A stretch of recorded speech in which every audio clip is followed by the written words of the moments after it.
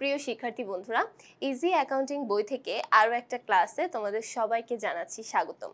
আজকে আমরা আলোচনা করব আমাদের এই ইজি অ্যাকাউন্টিং বইয়ের খুবই গুরুত্বপূর্ণ একটা পার্ট, সেটা হচ্ছে আমাদের পরীক্ষায় কমন উপযোগী কিছু প্রশ্ন এবং আমাদের আর্থিক বিবরণী অর্থাৎ 10ম অধ্যায় থেকে যে সাজেশনগুলো থাকবে সেই সাজেশন রিলেটেড কিছু নমুনা প্রশ্নের আলোচনা। তো এখানে প্রথমেই যেটা বলে রাখা ভালো সেটি হচ্ছে আমাদের কিন্তু গতানুগতিক আগে যেরকম সৃজনশীল ভিত্তিক নিয়ম ছিল আর্থিক বিবরণী থেকে, এখন কিন্তু সেই নিয়মটা চেঞ্জ করে ফেলা হয়েছে এবং এখনকার যে নিয়ম সেই নিয়ম অনুসারে আমরা বলতে পারি আমাদের পুরো আর্থিক বিবরণী প্রস্তুত করার জন্যই কিন্তু তুমি পেয়ে যাবে 20 মার্ক, যেটা আগেকার দিনে আগে ছিল 2টা সৃজনশীল বাধ্যতামূলক অ্যান্সার করার জন্য আমরা 20 মার্কস পেয়ে যেতাম। এখন আমাদের পুরো একটা আর্থিক বিবরণী অ্যান্সার করার জন্য আমরা পেয়ে যাব 20 মার্ক। এখানে সাধারণত পার্ট ওয়াইজ বা ছোট ছোট অংশে ভাগ করে তোমাকে অ্যান্সারটা করতে হবে। যেমন বিশদায় বিবরণী একটা পার্ট, মালিকানা সত্ত্বে পরিবর্তন বিবরণী একটা পার্ট, আবার আর্থিক অবস্থার বিবরণী আরেকটা পার্ট। তো এই 3টা অংশ অ্যান্সার করতে পারলে কিন্তু তুমি মোট পেয়ে যাবে 20 মার্কস। তাই বুঝতেই পারছো খুব যত্ন সহকারে খুব ভালোভাবে আমাদের এই আর্থিক বিবরণীগুলো প্র্যাকটিস করতে হবে এবং তোমাদের এই আর্থিক বিবরণী প্র্যাকটিস করার একটা খুবই ভালো উপায় হচ্ছে এই নমুনা প্রশ্নগুলো দেখে তোমরা আইডেন্টিফাই করতে পারবে বা বুঝতে পারবে যে আমাদের পরীক্ষায় ঠিক কী আকারে প্রশ্নগুলো থাকতে পারে। তোমাদের পরীক্ষায় যেন হঠাৎ করে এই প্রশ্নগুলো দেখে চমকে না যাও, সেই জন্যই কিন্তু আমাদের এই টার্গেট। সো এখানে আমরা 5টা প্রশ্ন রেখেছি কমন উপযোগী সাজেশন ভিত্তিক অনুসারে। তো এই 5টা প্রশ্ন যদি তুমি খুব মনোযোগ সহকারে এবং বারবার প্র্যাকটিস করো, আমার মতে তোমার আর কিন্তু কোনো সমস্যা থাকবে না আর্থিক বিবরণী থেকে। সো সেই জন্য দেখো এই প্রশ্নগুলো কিন্তু একটু বড়, আমরা এখানেই দেখতে পাচ্ছি 1 নাম্বার প্রশ্নেই তোমরা দেখতে পাচ্ছ প্রশ্ন কিন্তু অনেকটা বড় এবং রেয়া মিলটাই কিন্তু অনেক বড়। সাধারণত এমন প্রশ্ন থাকার সম্ভাবনাই কিন্তু আছে, কারণ যেহেতু তোমরা একটা আর্থিক বিবরণী থেকে 20 মার্কস পেয়ে যাচ্ছ, সো বুঝতেই পারছো এটা কিন্তু অনেকটা বড় একটা অঙ্ক হয়ে যাবে এবং বড় একটা পার্ট হয়ে যাবে। প্রায় 3-4 পৃষ্ঠা লেগে যাবে তোমার একটা প্রশ্নের উত্তর করতে। যেটাই হোক, আমরা যদি ধাপে ধাপে করি এবং প্রত্যেকটা যদি আস্তে আস্তে বুঝে বুঝে করার চেষ্টা করি তাহলে কিন্তু আর কোনো সমস্যাই থাকবে না। তো আর্থিক বিবরণীতে ভালো করার সবচেয়ে প্রথম উপায় হচ্ছে পুরো প্রশ্নটা আগে তুমি স্ক্যান করে ফেলবে, অর্থাৎ পুরো প্রশ্নটা আগে তুমি অ্যানালাইসিস করে ফেলবে কোন এন্ট্রিটা কোন বিবরণীর মধ্যে যেতে পারে বা কোন এন্ট্রির সাথে কোন সমন্বয়টা যুক্ত হতে পারে। এই বিষয়টা যদি তুমি একদম প্রশ্ন পাওয়ার সাথে সাথেই আইডেন্টিফাই করে ফেলো এবং সেটার সাথে সাথে যদি মার্কিং করে ফেলো, তাহলে কিন্তু পরবর্তীতে তুমি যখন আর্থিক বিবরণী করতে যাবে তখন আর কোনো সমস্যাই হবে না। তাই আমি এমনভাবে তোমাদের করানোর চেষ্টা করব ঠিক সেম রুলস অনুযায়ী তুমি যদি পরীক্ষায় অ্যাপ্লাই করো তাহলে তোমার পরীক্ষা কিন্তু খুব ভালো হবে এবং তোমার এই আর্থিক বিবরণীতেও আর কোনো সমস্যা থাকবে না। তো আমরা যাতে এই আর্থিক বিবরণীতে কোনো ভুল না করি সেই জন্য প্রথম বিষয় হচ্ছে তোমাকে ভয় পাওয়া যাবে না। এত বড় প্রশ্ন দেখে যদি আমরা প্রথমেই ভয় পেয়ে যাই তাহলে কিন্তু আর আমরা সলভ করতে পারবো না। আমাদের মনে রাখতে হবে আমরা যদি স্টেপ বাই স্টেপ এবং প্রত্যেকটা সমন্বয় খুব ভালোভাবে আইডেন্টিফাই করতে পারি, একদম শুরুতেই যদি বুঝে ফেলতে পারি যে কোন সমন্বয়টা ঠিক কোথায় কাজ করবে, তাহলে কিন্তু তোমার আর এই ভয়ও থাকবে না এবং ক্যালকুলেশন প্লাস পুরো আর্থিক বিবরণী সবকিছু ভালোভাবেই ঠিকঠাকভাবে সলভ করা পসিবল হবে। তো প্রথমে আমরা এখানে দেখতে পাচ্ছি আমাদের কয়েকটা এন্ট্রি দেওয়া আছে। এখানে প্রথম এন্ট্রি মূলধনটা সাধারণত আমাদের মালিকানা সত্ত্ব বিবরণীর মধ্যে চলে যায়। তারপর বৈদ্যুতিক সংস্থাপন, এটা আমাদের জন্য একটা স্থায়ী সম্পদ। 10% ঋণ, এটা আমাদের জন্য একটা দীর্ঘমেয়াদী দায়। তারপর দেখো কলকবজা যন্ত্রপাতি, এটাও আরেকটা আমাদের স্থায়ী সম্পদের মধ্যে পড়ছে। আসবাবপত্র ফিটিং, দেখো এটাও কিন্তু স্থায়ী সম্পদ। তাহলে এখানে আমরা 3টা স্থায়ী সম্পদ পেয়ে যাচ্ছি, বৈদ্যুতিক সংস্থাপন, কলকবজা ও যন্ত্রপাতি এবং আসবাবপত্র ফিটিং। তারপর দেখো আবার বিনিয়োগের পরিমাণও দেওয়া আছে। প্রারম্ভিক মজুদ পণ্য ক্রয় এবং বিক্রয়কে একসাথে দেওয়া হয়েছে, ক্রয় ডেবিট সাইডেরটা এবং বিক্রয় হচ্ছে ক্রেডিট সাইডেরটা। আবার দেখো বিক্রয় ফেরত, ক্রয় ফেরত, এটাকে পণ্য ফেরতের আন্ডারে রাখা হয়েছে। সাধারণত ডেবিট সাইডে থাকে বিক্রয় ফেরত এবং ক্রেডিট সাইডে থাকে ক্রয় ফেরত। তাহলে এই অ্যামাউন্টগুলো দেখে কিন্তু আমাদের বুঝে নিতে হবে কোনটা কোন অ্যামাউন্ট। আশা করছি ইতোমধ্যে তোমরা এই বিষয়টা জানো এবং পূর্বের যে আর্থিক বিবরণীর পর্বগুলো আছে সেই পর্বগুলো দেখে তোমরা এটা আইডেন্টিফাই করে ফেলতে পেরেছো। তাহলে পরবর্তীটাতে চলে যাই, মজুরি আন্তঃপরিবহন। মজুরি এবং আন্তঃপরিবহন এটা সাধারণত আমাদের ক্রয় করার সময়ই হয়ে থাকে, তাই এই দুইটাকে আমরা বলতে পারি অন্যান্য প্রত্যক্ষ খরচের মধ্যে। বহি পরিবহন বলতে বিক্রয় পরিবহনকে বোঝানো হয়, যেটা আমাদের পরিচালন ব্যয়ের মধ্যে বসে। তারপর দেখতে পাচ্ছি জাহাজ ভাড়া, আরও একটা অন্যান্য প্রত্যক্ষ খরচ। মজুরি, আন্তঃপরিবহন, জাহাজ ভাড়া এই জিনিসগুলো সাধারণত আমরা যখন ক্রয় করি সেই ক্রয়ের সাথে যুক্ত হয়ে যায়। তারপর দেখতে পাচ্ছি বেতন, বীমা সেলামি, সাধারণ খরচাবলী। এই তিনটা কিন্তু আমাদের পরিচালন ব্যয়ের মধ্যে যায়, বেতন, বীমা সেলামি, সাধারণ খরচ। তারপর দেখো তারপরে আরো আছে বিজ্ঞাপন, মণিহারি। এই পাঁচটাই কিন্তু আমাদের চলে যায় কোথায়, পরিচালন ব্যয়ের মধ্যে। তারপর আমরা দেখতে পাচ্ছি বিনিয়োগের সুদ। সাধারণত বিনিয়োগের সুদটা বসে অন্যান্য আয়ের মধ্যে, যখন আমরা বিশদায় বিবরণী করি সেই অন্যান্য আয়ের মধ্যে আমরা এটাকে বসিয়ে দেই। অনাদায়ী পাওনা সঞ্চিতি। এবার অনাদায়ী পাওনা সঞ্চিতির সাথে কিন্তু আরো অনেক কিছু সমন্বয়ে যুক্ত থাকে, যেমন নতুন অনাদায়ী পাওনা, নতুন অনাদায়ী পাওনা সঞ্চিতি, প্রত্যেকটাই একসাথে সমন্বয় করে আমাদের কুঋণ খরচ বা অনাদায়ী পাওনা খরচ হিসেবে দেখাতে হয় পরিচালন ব্যয়ের মধ্যে। ব্যাংক জমাতিরিক্ত, এটা আমাদের জন্য একটা চলতি দায়। তারপর দেওয়া আছে দেনাদার ও পাওনাদার। দেনাদারটা হচ্ছে ডেবিট সাইডেরটা এবং ক্রেডিট সাইডেরটা হচ্ছে পাওনাদার। তারপর দেখতে পাচ্ছি উত্তোলন এবং হাতে নগদ। এবার সবচেয়ে প্রথমে আমরা যে কাজটা করব, দেখে নিব রেওয়া মিলে কোথায় কি এন্ট্রি দেওয়া আছে, তারপর আমরা চলে যাব সমন্বয়ে। তুমি একটু সময় নিয়ে প্রথমে যদি সমন্বয়টা খুব ভালোভাবে অ্যানালাইসিস করো, তাহলে কিন্তু দেখবে পুরো আর্থিক বিবরণী করতে পরবর্তীতে আর তোমার একদমই সময় লাগবে না। তবে তুমি যদি সমন্বয় না বুঝেই আগেই যদি আর্থিক বিবরণী করা শুরু করে দাও, তাহলে কিন্তু একদম গোড়াতেই তোমার ভুল হয়ে যাবে। তাই প্রথমে আমরা একটু সময় নিয়ে, এখানে একটু সময় বেশি লাগুক সমস্যা নেই, কিন্তু আমরা একটু সময় নিয়ে একটা একটা ধরে ধরে সমন্বয়গুলো করার চেষ্টা করব, যাতে পরবর্তীতে আমরা চট করে বুঝে ফেলতে পারি কোন সমন্বয়টা ঠিক কোন এন্ট্রির সাথে অ্যাটাচড হবে। তো প্রথমে আমরা এখানে দেখতে পাচ্ছি 1 নম্বরে বলা হয়েছে 2500 টাকার আগুনে বিনষ্ট পণ্য বিবেচনা করার পূর্বে সমাপনী মজুদ পণ্য 32,500 টাকায় মূল্যায়ন করা হয়েছে। আচ্ছা দেখো, এখানে বলা হয়েছে যে আগে আমরা সমাপনী মজুদ পণ্যটাকে নির্ধারণ করে ফেলেছি 32,500 টাকা, তার ঠিক পরেই আগুনে পুড়ে গেছে, কিছু পণ্য আগুনে পুড়ে গেছে, তো সেই পণ্যের অ্যামাউন্টটা হচ্ছে 2500। তাহলে দেখো এই 2500 টাকার পণ্য কিন্তু আমাদের হাতে আর নেই, তার মানে সমাপনী মজুদ পণ্যের মধ্যে সেটা আর নেই। তো আমরা কি করব, 32,500 থেকে যদি 2500 টাকা মাইনাস করি, তাহলে আমাদের সমাপনী মজুদ পণ্যের মূল্য থাকছে কত, সমাপনী মজুদ পণ্য আমরা পেয়ে যাচ্ছি 30,000 টাকা। তাহলে এখন আমরা যেটা করব সেটা হচ্ছে আমরা রেওয়া মিলের মাঝে একটু লিখে রাখবো সমাপনী মজুদ পণ্য 30,000 টাকা। সমাপনী মজুদ পণ্যটা আমরা কিভাবে পেলাম, 32,500 থেকে 2500 টাকা মাইনাস করে আমরা পেয়ে যাচ্ছি 30,000 টাকা। সো এটা একটু আমরা এখানে মার্কিং করে রাখবো বা এটা লিখে রাখবো।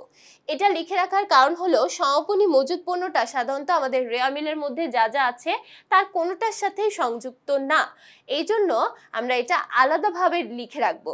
যদি সমন্বয়ের মধ্যে এমন কোনো এন্ট্রি থাকে যেটা এক্সট্রা চলে এসেছে রেওয়া মিলের মাঝে, সেটার কোনো লেনদেন নেই, তখন আমরা এভাবেই একটু রেওয়া মিলের মাঝে লিখে রাখবো, যাতে সেটা আমরা ভুলে না যাই, পরবর্তীতে অ্যাডজাস্ট করার সময় যাতে সেটা মনে থাকে। আচ্ছা, তাহলে আমরা লিখে রাখলাম সমাপনী মজুদ পণ্য 30,000 টাকা হবে।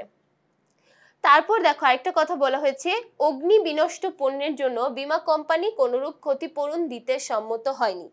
এই কথাটার মানে কি, এই কথাটার মানে হচ্ছে এই যে এখানে যে আগুনে বিনষ্ট পণ্য 2500 টাকা আগুনে পুড়ে গেছে, এই 2500 টাকা পরবর্তীতে আর ক্ষতিপূরণ পাওয়া হয়নি।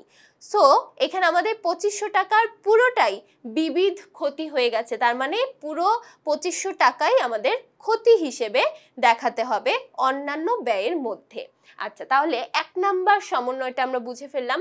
এবার 2 নাম্বার সমন্বয় বলছে মজুরি 1500 টাকা, বেতন 3500 টাকা বকেয়া আছে, আবার বীমা সেলামি 3000 টাকা অগ্রিম প্রদত্ত হয়েছে।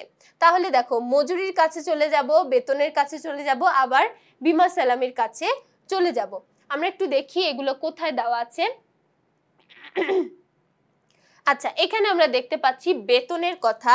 তাহলে বেতনের সাইডে আমরা লিখে রাখবো 2 এবং এটার অ্যামাউন্টটাও যদি তুমি পাশে লিখে রাখো তাহলে দেখো পরবর্তীতে কিন্তু আবার সমন্বয়ে যেতে হবে না, এখান থেকেই তুমি বুঝে ফেলতে পারবে। এটা আমাদের কি করতে হবে, বকেয়া হিসেবে যোগ করে দিতে হবে। তাহলে বেতনের সাথে বকেয়া হিসেবে যোগ করে দিব 1500 টাকা। এখানে আমরা একটা কথা মাথায় রাখবো, যখন কোনো কিছুর বকেয়া দেওয়া থাকবে বকেয়াগুলো সাধারণত আমরা যোগ করে দেই এবং যদি কোনো অগ্রিম দেওয়া থাকে সেই অগ্রিমগুলো আমরা মাইনাস করে দেই। তার কারণ হচ্ছে বকেয়াগুলো সাধারণত একটা নির্দিষ্ট বছরেরই হয়ে থাকে, কিন্তু কোনো কারণে সেটা দেওয়া হয়নি বা পাওয়া যায়নি, এটা মিন করে। আর অগ্রিমগুলো সাধারণত পরবর্তী বছরের হয়ে থাকে, যেটা সাধারণত এ বছরের না। তো যেটা পরবর্তী বছরের সেটা তো অবশ্যই আমরা এ বছরের আর্থিক বিবরণীর মধ্যে নিয়ে আসবো না, তাই ওটা কি হয়ে যাবে, বাদ পড়ে যাবে বা ওইটাকে আমরা আনবো না, বিয়োগ করে দিব। তাহলে এখানে যে অগ্রিম দেওয়া আছে বীমা সালামি 3000 টাকা অগ্রিম, এটা আমরা কি করব, বীমা সালামি থেকে বাদ দিয়ে দিব। তাহলে এটাও 2 নাম্বার সমন্বয় এবং এখানে বলা হয়েছে 3000 টাকা আমাদের অগ্রিম, তার মানে 3000 টাকা আমরা এখান থেকে মাইনাস করে দিব। তারপর দেখতে পাচ্ছি মজুরির কথা বলা হয়েছে 1500 টাকা। আচ্ছা, এখানে একটা মিস্টেক আছে, সেটা হচ্ছে আমাদের বেতন দেওয়া ছিল 3500 টাকা, বেতন 3500 টাকা এবং মজুরি হচ্ছে আমাদের 1500 টাকা বকেয়া। তাহলে মজুরির সাইডে আমরা যেটা লিখে রাখবো সেটা হচ্ছে 2 নাম্বার সমন্বয় এবং এখানে আমাদের 1500 টাকা বকেয়া আছে, তার মানে 1500 টাকা আমাদের এখানে যোগ করে ফেলতে হবে। তাহলে দেখো তুমি জাস্ট রেয়ামিলটা দেখেই কিন্তু বুঝে ফেলবে যে আমার মজুরি কি কাজ করতে হবে, বেতন কি করতে হবে এবং বীমা সালামি কি কাজ করতে হবে। তাহলে 2 নাম্বার সমন্বয়টা শেষ। এরপর দেখো আমরা চলে যাই 3 নাম্বার। 3 নাম্বারে বলছে মণিহারি ক্রয়ে 400 টাকা সাধারণ খরচাবলীর মধ্যে অন্তর্ভুক্ত আছে এবং 1000 টাকা মূল্যের মণিহারি দ্রব্যাদি এখনো অব্যবহৃত আছে। ওকে, তাহলে দেখো 3 নাম্বার সমন্বয়টা চলে যাবে আমাদের মণিহারির সাথে, তাহলে মণিহারির পাশে আমরা লিখে রাখবো 3। এরপর দেখো 4 নাম্বার সমন্বয়ে দেখতে পাচ্ছি দেনাদারের 1500 টাকা আদায়যোগ্য নয়, অবশিষ্ট দেনাদারের ওপর 5% অনাদায়ী পাওনা সঞ্চিতি রাখতে হবে। তাহলে দেখো এই যে অনাদায়ী পাওনা, অথবা এটাকে আমরা কুরিনও বলতে পারি, অনাদায়ী পাওনা সঞ্চিতি বা কুরিনের যে হিসাবগুলো সেটা আমাদের 2টা জিনিসের সাথে সংযুক্ত হয়। একটা হচ্ছে অনাদায়ী পাওনা খরচ হিসেবে আমাদের দেখাতে হয়, সো এখানে আমরা যে অনাদায়ী পাওনা সঞ্চিতি দেখতে পাচ্ছি এটার সাথেও আমাদের সংযুক্ত হবে। আবার যখন আমরা নিট দেনাদার বের করতে যাব সেই নিট দেনাদারের সাথেও কিন্তু এটা সংযুক্ত হবে। তাহলে দেখো 2টা হিসাবের সাথে কিন্তু এটা সংযুক্ত হয়ে যাবে এবং এটার সাথে আমাদের অ্যাডজাস্ট করতে হবে।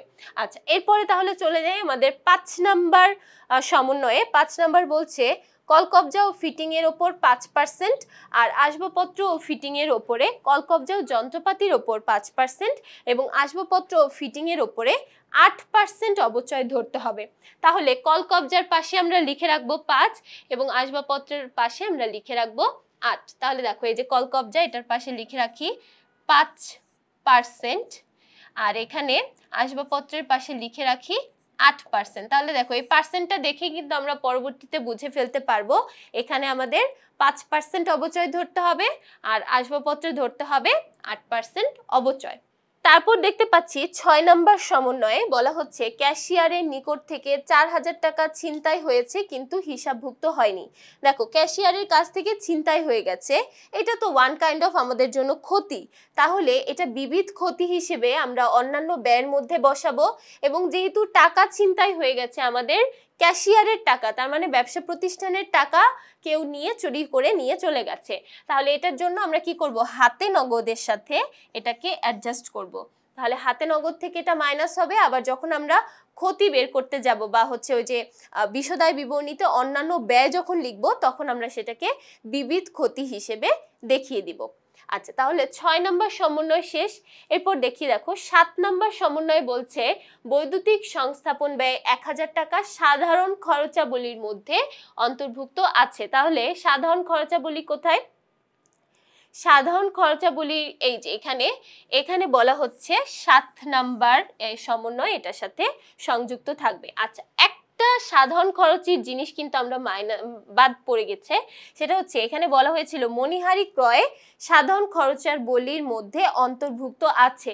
তাহলে ওইটা আলাদা হিসাব, অর্থাৎ মণিহারি ক্রয় যেটা আমরা সাধারণ খরচের মধ্যে লিখে ফেলেছিলাম, তাহলে ওইটা আমরা এখন কি করব, ওইটাও কিন্তু আমাদের অ্যাডজাস্ট করতে হবে সাধারণ খরচের সাথে। তাহলে সাধারণ খরচের সাথে দুইটা সমন্বয় রিলেটেড, একটা 7 নাম্বার, একটা হচ্ছে 3 নাম্বার।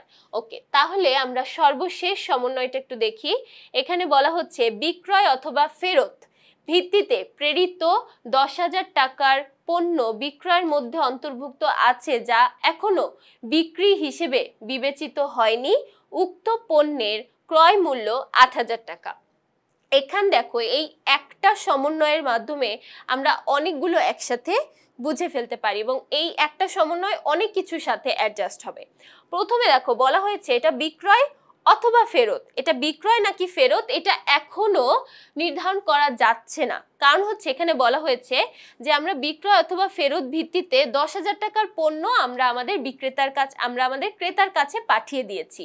যে আমাদের কাছ থেকে প্রোডাক্ট নেয় সবসময়, তাকে মনে করো কোনো কিছুই ছাড়া, কোনো টাকা পয়সা ছাড়া, কোনো বিল ছাড়া বা ধারে হয়েছে কি হয়নি এরকম কোনো কিছু ছাড়াই আমরা পাঠিয়ে দিয়েছি। অনেক সময় হয় না, যারা রেগুলার পাইকারি আর খুচরা ব্যবসায়ী যারা থাকে, যারা পাইকারি ভিত্তিতে কিনে আনে, অনেক সময় কি হয়, একটা পুরো লোডেড মাল পাঠিয়ে দেওয়া হয় প্রথমে, পরবর্তীতে সেল করার পরে সেই টাকাটা আবার পরিশোধ করা হয়। এখানে সেই কথাটাই বোঝানো হয়েছে। এখানে বোঝানো হয়েছে যে তোমার বিক্রিও হতে পারে, আবার ফেরতও পাঠানো যেতে পারে। যেটাই হোক না কেন, সেই ভিত্তিতেই আমরা টোটাল 10,000 টাকার প্রোডাক্ট পাঠিয়ে দিলাম। এখন যার কাছে পাঠিয়েছি, যে ক্রেতার কাছে পাঠিয়েছি, সেই ক্রেতা বিক্রি হওয়ার পরে আমাকে টাকাটা ফেরত পাঠাবে, অথবা যদি বিক্রি না হয় তাহলে প্রোডাক্টটাই ফেরত পাঠাবে। তাহলে দেখো এটা কিসের সাথে জড়িত থাকবে? এটা প্রথমে বিক্রয়ের সাথে জড়িত আছে, তারপরে যেহেতু ধারে হয়েছে, আমরা কোনো টাকা পয়সা লেনদেন করিনি, তাই দেনাদারের সাথে যুক্ত আছে। আবার দেখো এইখানে একটা ক্রয় মূল্য আমরা দেখতে পাচ্ছি, তার মানে এখানে মজুত পণ্যের একটা বিষয় আমরা পাচ্ছি, তার মানে এটা সমাপনী মজুত পণ্যের সাথেও যুক্ত হয়ে যাবে। সমাপনী মজুত পণ্যের সাথে এটা যুক্ত হয়ে যাবে, তারপর বিক্রয়ের সাথে যুক্ত হবে। আবার যখন আমরা দেনাদার বের করতে যাব, দেনাদারের সাথেও কিন্তু এটা আমাদের অ্যাডজাস্ট করতে হবে। তাহলে দেখো একসাথে তিনটা বিষয়ের সাথে কানেক্টেড। তাহলে এখানে আমরা একটু সমাপনী মজুত পণ্য এটার সাথে লিখে রাখবো 8 নাম্বার সমন্বয়, যাতে আমরা পরবর্তীতে বুঝে ফেলতে পারি যে সমাপনী মজুত পণ্যের সাথেও আমাদের একটা কাজ আছে। আবার দেখো বিক্রয়ের সাথেও এটা সংযুক্ত হচ্ছে, বিক্রয়ের সাথেও 8 নাম্বার সমন্বয়টা সংযুক্ত করতে হবে। এবং আরেকটা যেটা, সেটা হচ্ছে দেনাদারের সাথে, তাহলে দেনাদারের পাশেও আমরা লিখে রাখবো 8 নাম্বার। তাহলে দেখো টোটাল 8টা সমন্বয় ছিল, 8টা সমন্বয়ই আমরা বুঝে ফেললাম। এখন আমরা চলে যাব আমাদের অঙ্কের মধ্যে। আমাদের এখানে বলা হয়েছে বিশদায় বিবরণী, মালিকানা সত্ত্ব বিবরণী এবং আর্থিক অবস্থা বিবরণী প্রস্তুত করো। তাহলে আমরা যেটা করব, প্রথমে বিশদায় বিবরণীটা প্রস্তুত করব। এখন বিশদায় বিবরণী করার জন্য আমাদের ছকটা কেমন হবে? বিবরণ, টাকা, টাকা, টাকা, অর্থাৎ 3টা টাকার ঘর এবং একটা বিবরণী, এভাবে আমাদের ছকটা করতে হবে। তাহলে ছকটা দেখো, আমরা এখানে ছক দেখতে পাচ্ছি। এখন আমরা স্টার্ট করব আমাদের অঙ্কটা। দেখো বিশদায় বিবরণী সবসময় শুরু হবে কি দিয়ে? আমাদের বিক্রয়ের পরিমাণটা দিয়ে। তাহলে প্রথমে আমাদের যেটা নিয়ে আসতে হবে সেটা হচ্ছে বিক্রয়ের পরিমাণ। তাহলে প্রথমে আমরা লিখি বিক্রয়। এবার বিক্রয়ের পরিমাণ কত দেওয়া আছে এবং বিক্রয়ের সাথে কি কি কাজ আছে সেটা একটু আমরা দেখব। দেখো বিক্রয়ের সাথে আমরা প্রথমে বিক্রয়টা দেখতে পাচ্ছি, এখানে আমরা বিক্রয়টা দেখতে পাচ্ছি কত? বিক্রয়টা দেখতে পাচ্ছি আমরা 1,85,000 টাকা। এবং এটার সাথে ৮ নাম্বার সমন্বয়ে আমাদের বলা হয়েছিল বিক্রয় অথবা ফেরত বাবদ আমরা ১০,০০০ টাকার মাল পাঠিয়ে দিয়েছি। তাহলে এটা আমাদের এখানে অ্যাডজাস্ট হবে, অর্থাৎ এটা আমাদের এখান থেকে মাইনাস হবে। আবার দেখো ফেরতের একটা অ্যামাউন্ট দেওয়া আছে, যেহেতু ডেবিট পাশেরটা হচ্ছে আমাদের বিক্রয় ফেরত, তাই এখান থেকে মাইনাস হবে বিক্রয় ফেরত ৩৫০০ টাকা। তাহলে বুঝে ফেললাম, প্রথমে বিক্রয় দেওয়া আছে ১,৮৫,৫০০, তারপর ফেরত দেওয়া আছে ৩,৫০০ এবং ৮ নাম্বার সমন্বয়ে আমাদের বলা হয়েছিল ১০,০০০ টাকার পণ্য আমরা বিক্রয় অথবা ফেরত হিসেবে পাঠিয়ে দিয়েছি। তাহলে এটাও আমাদের কি করতে হবে, এখান থেকে মাইনাস করতে হবে। ওকে, তাহলে প্রথমে আমরা ফেরত বাদ দিই। ফেরতের পরিমাণ, আচ্ছা প্রথমে বিক্রয়ের পরিমাণ দেওয়া আছে ১,৮৫,৫০০, এরপর এখান থেকে ফেরত অর্থাৎ বিক্রয় ফেরত এটা দেওয়া আছে ৩,৫০০। তাহলে ৮৫,৫০০ থেকে যদি আমরা ৩,৫০০ মাইনাস করি তাহলে আমরা পেয়ে যাব কত, ১,৮৫,০০০ মাইনাস ৩, তাহলে আমরা পেয়ে যাব হচ্ছে ১,৮২,০০০ টাকা।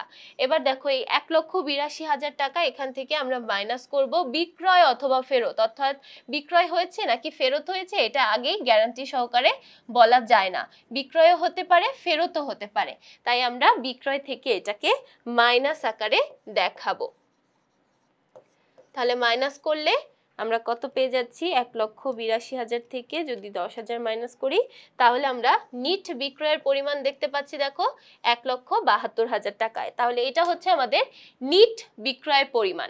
এখন আমাদের রুলস অনুসারে নিট বিক্রয় থেকে বাদ দিতে হয় বিক্রিত পণ্যের ব্যয়, বিক্রিত পণ্যের ব্যয়। তাহলে এখন আমরা বাদ দিব বিক্রিত পণ্যের ব্যয়।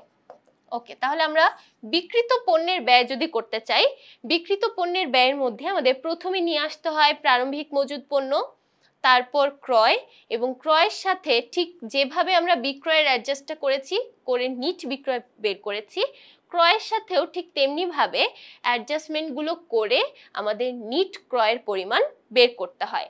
তারপরে আমরা নিয়ে আসি আমাদের অন্যান্য প্রত্যক্ষ খরচগুলো।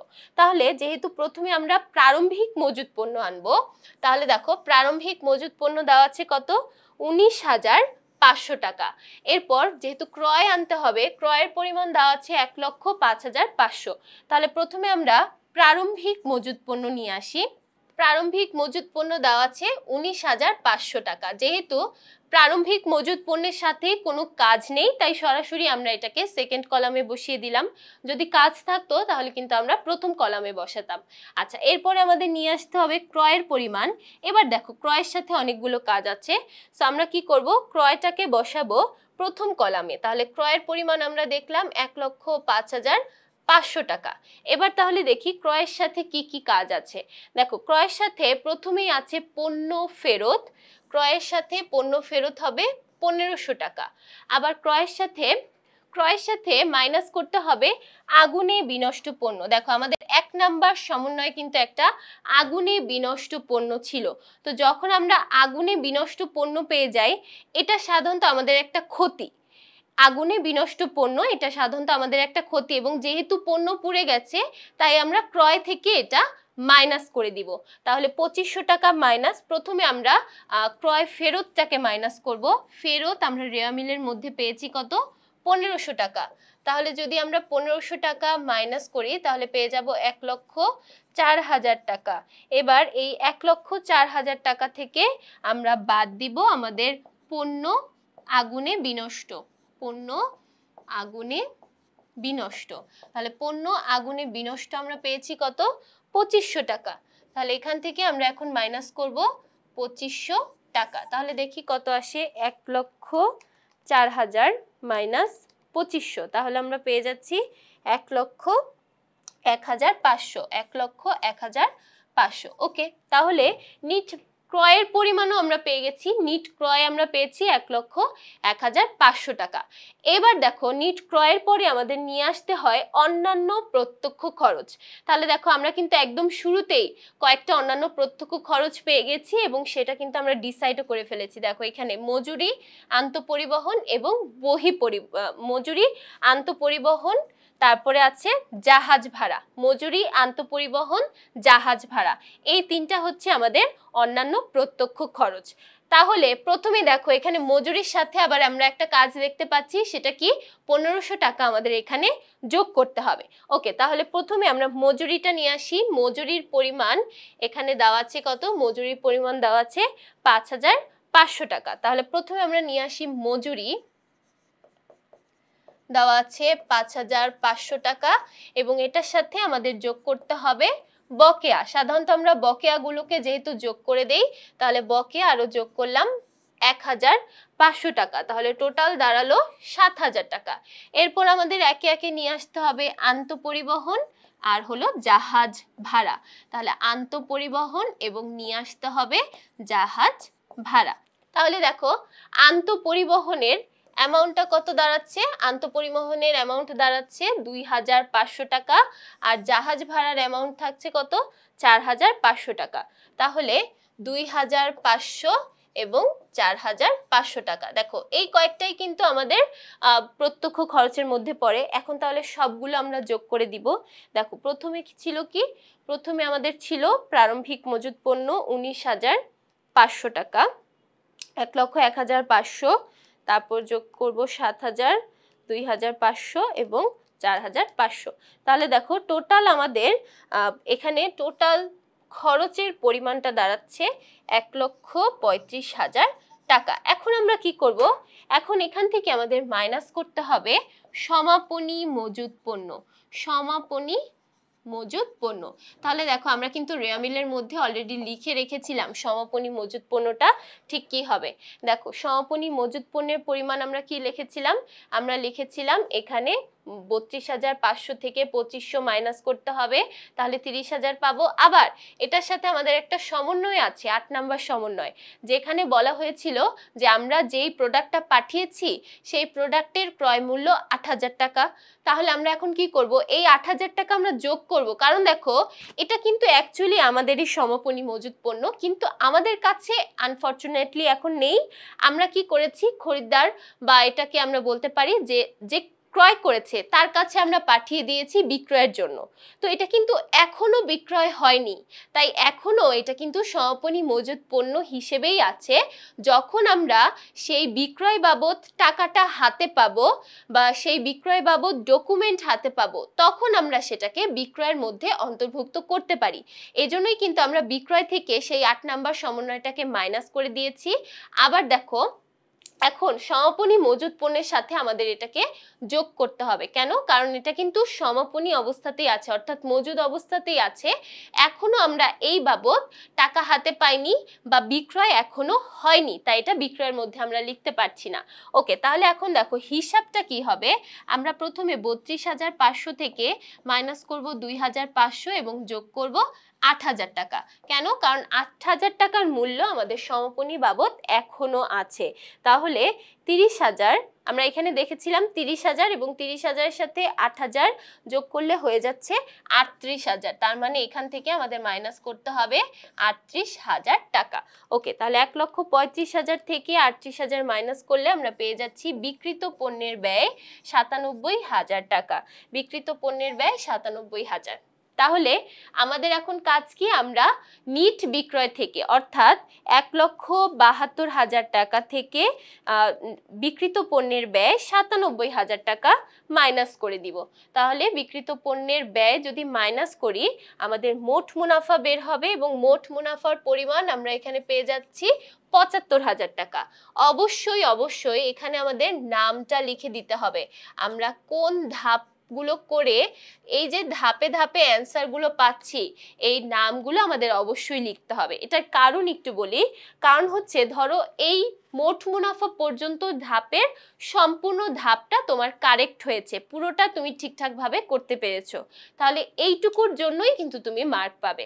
যতটুকু ধাপ তোমার হবে না ততটুকু নাম্বার কিন্তু পাবে না। ঠিক আছে? যেহেতু পুরোটার মধ্যেই 20 মার্কস, সো অবশ্যই আমাদের ধাপে ধাপেই নাম্বার দেওয়া হবে। যতটুকু ঠিক থাকবে ততটুকুর জন্য নাম্বার তুমি পাবে। কিন্তু এখানে কথা হচ্ছে আমরা তিনটা যে করি, বিশদায় বিবরণী, মালিকানা সত্ত্ব বিবরণী এবং আর্থিক অবস্থার বিবরণী, তিনটাই কিন্তু তিনটার সাথে কানেক্টেড। যেমন আমরা যদি মালিকানা সত্ত্ব বিবরণী করতে চাই, আমাদের নিট মুনাফা লাগে এবং নিট মুনাফার অ্যান্সারটা আমরা বিশদায় বিবরণী থেকে পাই। আবার আর্থিক অবস্থার বিবরণী যখন প্রস্তুত করি, আমাদের কিন্তু সমাপনী মালিকানা সত্ত্ব লাগে। তো ওই সমাপনী মালিকানা সত্ত্ব বের করতে গেলেও কিন্তু আবার আমাদের মালিকানা সত্ত্ব বিবরণীটা প্রস্তুত করতে হবে। তাই তিনটাই তিনটার সাথে কানেক্টেড এবং একটা ভুল হলে সম্পূর্ণটাই কিন্তু ভুল হয়ে যাবে। তাই অবশ্যই বি কেয়ারফুল, আমাদের খুব ঠান্ডা মাথায় বুঝে শুনে পুরো ম্যাথটা সলভ করতে হবে। আচ্ছা, তাহলে এখানে আমরা মোট মুনাফা বের করেছি। এখন মোট মুনাফা বের করার পরের স্টেপটা হচ্ছে আমাদের বাদ দিতে হবে পরিচালন ব্যয়, বাদ দিতে হবে পরিচালন ব্যয়। তাহলে এবার আমরা দেখি পরিচালন ব্যয়ের পরিমাণ কি কি আছে। আমরা কিন্তু অলরেডি অনেকগুলো পরিচালন ব্যয় যখন রেয়ামিল পড়ছিলাম সেক্ষেত্রে আইডেন্টিফাই করে ফেলেছি। দেখো এখানে বেতন আছে, বিমা সেলামি, সাধারণ খরচ, বিজ্ঞাপন, একে একে সবগুলোই আমরা নিয়ে আসব। তো প্রথমে নিয়ে আসি বেতন।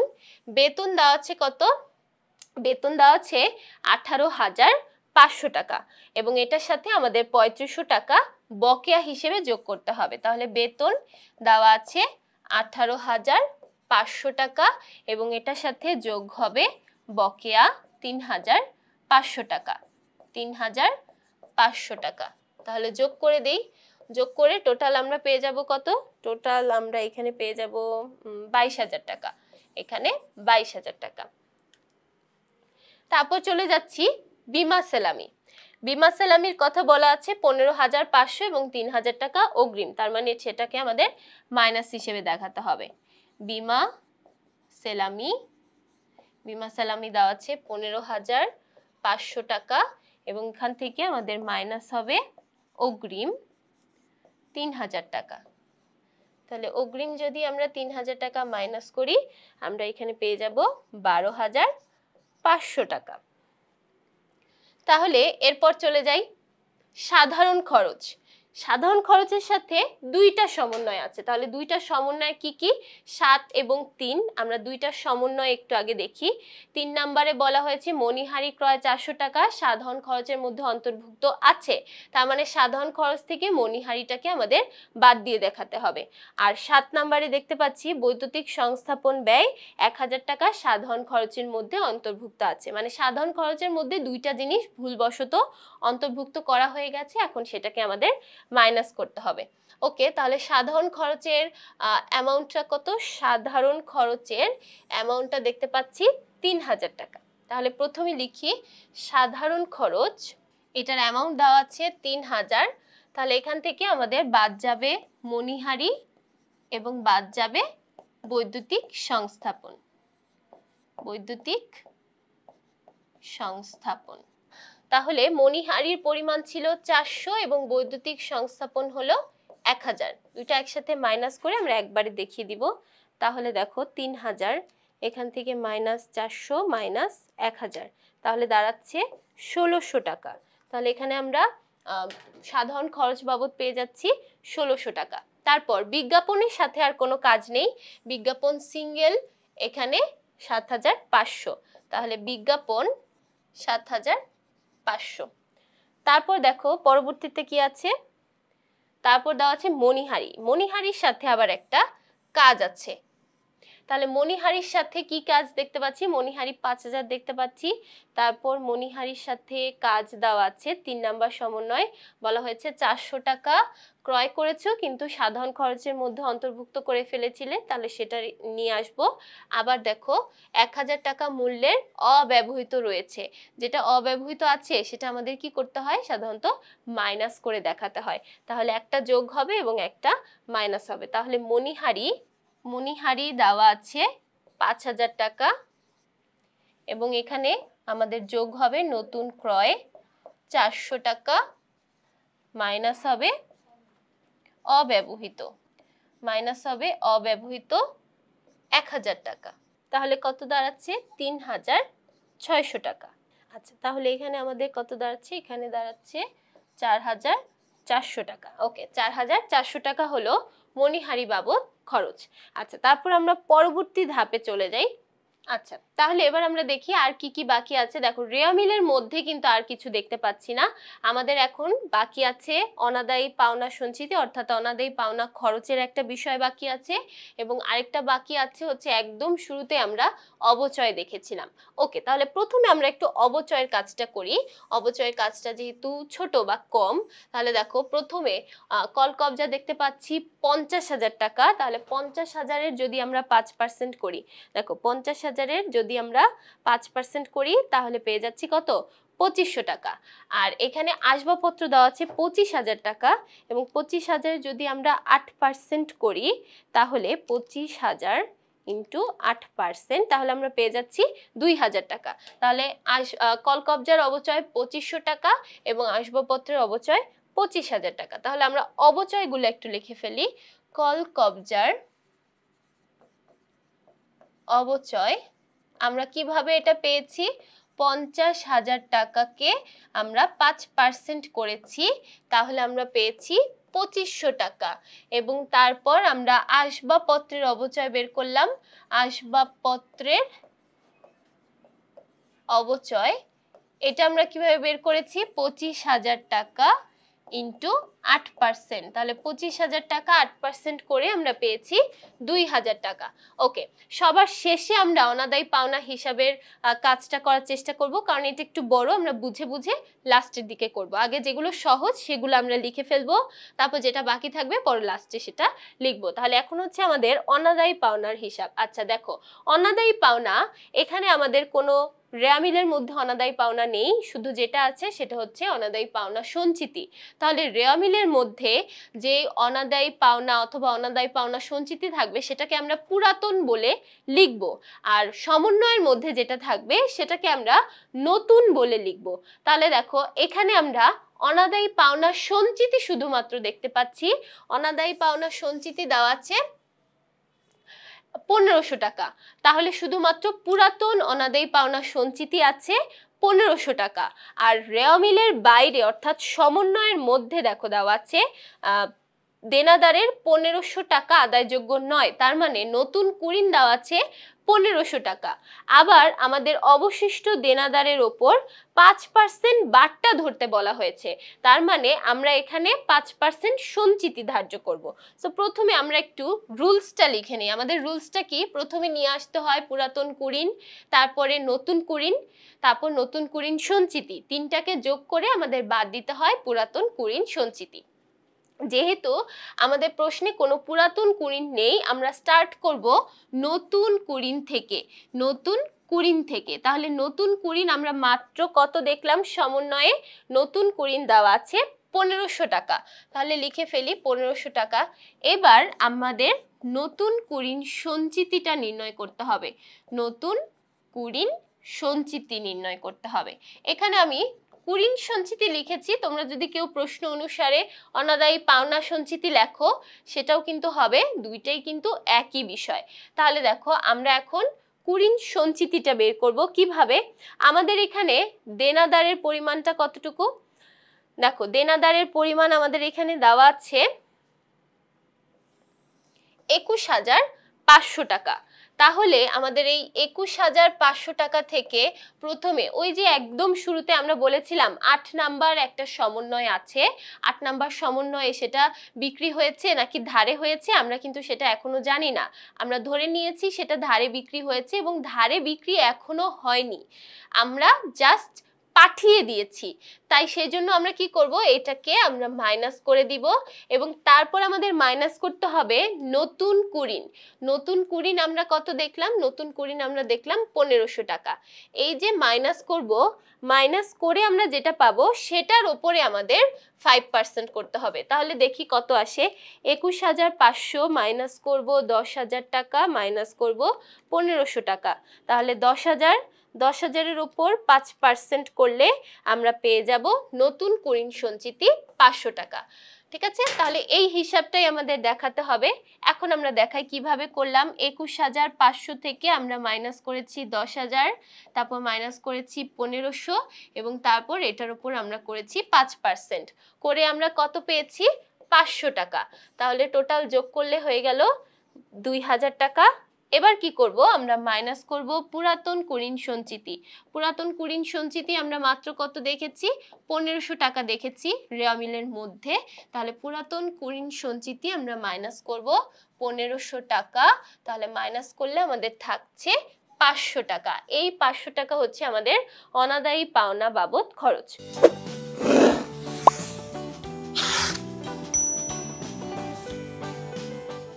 তাহলে দেখো আমরা কিন্তু অলরেডি কুরিন সঞ্চিতি এবং আমাদের যতগুলো খরচ ছিল সবগুলো আমরা লিখে ফেলেছি।